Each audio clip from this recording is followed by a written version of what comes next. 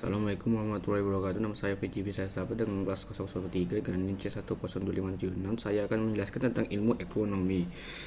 Yang pertama, kali ini kita akan membahas sesuatu yang sebenarnya sangat dekat dengan kehidupan kita sehari-hari, yaitu konsep ilmu ekonomi. Mungkin banyak orang mengira ekonomi itu hanya soal uang, grafik, atau angka-angka yang rumit. Padahal ekonomi sebenarnya adalah tentang bagaimana kita mengambil keputusan dalam hidup ketika berhadapan dengan keterbatasan. Masuk ke materi, bagian pertama, pengertian ilmu ekonomi. Ilmu ekonomi adalah ilmu yang mempelajari bagaimana manusia menggunakan sumber daya yang terbatas untuk memenuhi kebutuhan yang tidak terbatas. Kebutuhan manusia tidak pernah ada habisnya. Kita akan butuh minum, makan, pakaian, tempat tinggal, pendidikan, hiburan, bahkan kebutuhan emosional. Sementara sumber daya seperti uang, tanah, tenaga, waktu, dan teknologi jumlahnya sangat terbatas. Kebutuhan ini jauh lebih banyak daripada sumber daya. Muncullah kelangkaan. Dan kelangkaan inilah yang menjadi akar dari persoalan ekonomi. Masuk bagian 2, masalah pokok ekonomi. Untuk menghadapi kelangkaan, manusia hanya harus membuat pilihan. Dari sinilah muncul ketiga pertanyaan pokok dalam ekonomi. Yang pertama, apa yang diproduksi? Misalnya, apakah lebih banyak pentingnya memproduksi beras atau membangun pabrik mobil? Apakah suatu negara sebagai fokus pada pertanian, industri, atau teknologi digital? Yang kedua, bagaimana cara memproduksinya? Apakah menggunakan tenaga manusia yang banyak atau mesin otomatis yang modern? Apakah menggunakan bahan baku dari dalam negeri atau pengimpor dari luar negeri? Yang ketiga, untuk siapa barang jasa produksi? Apakah untuk masyarakat luas dengan harga terjangkau atau hanya untuk kalangan tertentu? Pertanyaan ini penting karena salah memilih bisa berdampak besar. Misalnya jika suatu negara hanya fokus membangun gedung mewah sementara kebutuhan pangan diabaikan, masyarakat bisa menderita.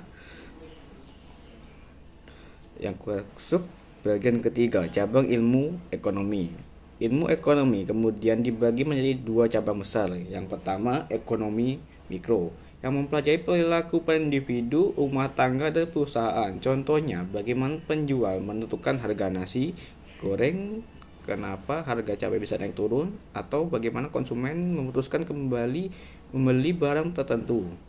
Yang kedua, ekonomi makro, yang mempelajari perekonomian secara keseluruhan. Misalnya, bagaimana pemerintah mengendalikan inflasi agar harga tidak melonjak tinggi, bagaimana menciptakan lapangan kerja dengan menekan pengangguran, dan bagaimana mendorong pertumbuhan ekonomi agar masyarakat lebih sejahtera.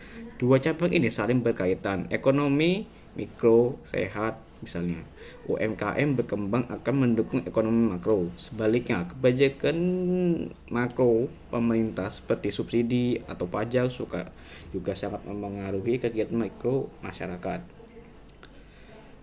Masuk bagian keempat, konsep-konsep penting ekonomi. Dalam mempelajari ekonomi, ada beberapa konsep penting yang perlu kita pahami, yaitu biaya peluang atau opportunity cost. Artinya seperti pilihan pasti ada yang dikorbankan. Misalnya kamu punya uang 20.000, kalau digunakan untuk membeli bakso, berarti kamu tidak bisa membeli es krim. Yang dikorbankan itulah biaya peluang. Yang kedua, efisiensi, yaitu bagaimana menggunakan sumber daya sehemat mungkin tapi menghasilkan hasil yang maksimal. Contoh, petani menggunakan pupuk tepat guna dan irigasi modern sehingga panennya melimpah tanpa membuang banyak biaya. Yang ketiga, kesejahteraan. Tujuan utama ekonomi bukan hanya soal produksi keuntungan, tapi bagaimana meningkatkan kemampuan masyarakat. Misalnya, pemerintah tidak hanya ingin menaikkan pertumbuhan ekonomi, tapi juga memastikan masyarakat miskin bisa hidup layak. Masuk bagian kelima, ekonomi dalam kehidupan sehari-hari.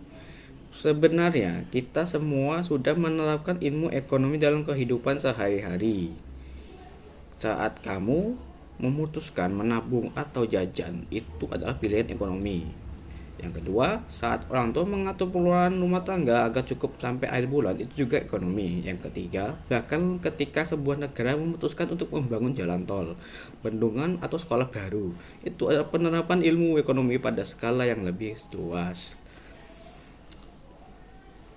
Jadi, ekonomi tidak jauh dari kita. Setiap keputusan yang melibatkan pilihan karena keterbatasan itulah ekonomi.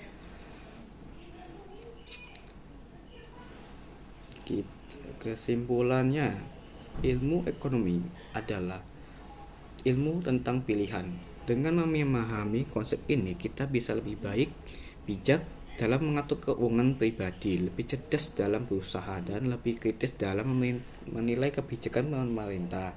Semoga penjelasan ini bermanfaat. Terima kasih sudah menonton, dan sampai jumpa di pembahasan berikutnya. Assalamualaikum warahmatullahi wabarakatuh.